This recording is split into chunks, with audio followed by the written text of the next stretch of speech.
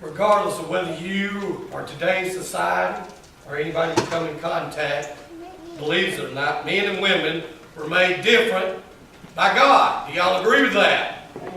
Made different. Men ain't here made different. Men are geared, I'm going to give you a little clear insight. We're geared for the end result. When I wake up, when I plan something, Joe might, I'm thinking of the end. I'm thinking of what the result will be. As I'm preaching, as I study the Word, as I make my outlines, I'm thinking of the end result. What can come about this? What can happen? What is going to transpire from this message? My wife thinks different than me. She's a woman. She's thinking, she's trying to keep everybody happy. What feels right keeps everyone involved happy. If we were the same, it would be a mess.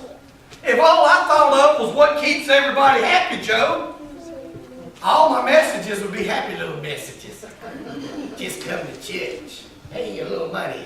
Everything's going to be all right. That ain't it. If both of us were disciplinarians and she was as difficult as I was, the kids would have left home at 6 because they couldn't have stood it. But you have to have one that looks out as a motherly figure and says, now, Nels, it ain't that bad. Okay? Let's try something else. But there again, we couldn't both be that way, or the kids would have run wild. They'd have run buck wild and run all over us and been in the street at 6. We're made different. We've just got to accept that fact. There's no reason to be ashamed of that fact. God made us to be different. If we were all the same, the world would be in a bigger mess than we already are. But God knew in His infinite wisdom that the man wouldn't always step up and take his rightful place in the family. So He addressed that in 1 Peter chapter 3, verse 1. He knew us men. He knew we wouldn't always stand in the gap like we were supposed to. He knew we wouldn't always take our rightful place as a priest of the household. He knew we wouldn't always be. There's many churches that me and Amy have visited. I don't see any husbands. A woman starts the service, a woman plays, a woman may preach, a woman takes up the offering because the husband's at home or catfishing somewhere. The husbands have dropped the ball. The wives bring the children come with the women. There ain't no husbands in the picture.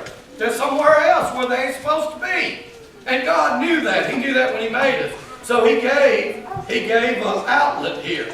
1 Peter chapter 3, verse 1 says, likewise, ye wives, be in subjection to your own husbands, that if any, talking about the husband, if any husband obey not the word, they also may be without the word, be won by the conversation or the conduct of the wives, while they beheld your chaste conversation or conduct coupled with fear. Quite simply, that's saying, if the husband's an unbeliever, if he's not doing what he's supposed to do, the wives are obligated to pick up the ball and run with it.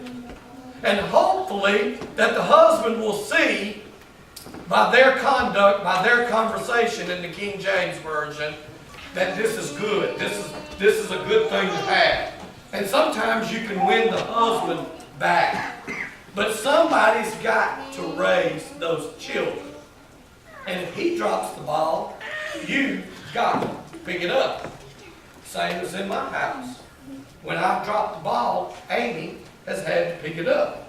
And that's what God knew. He knew that eventually, sometimes we would drop the ball.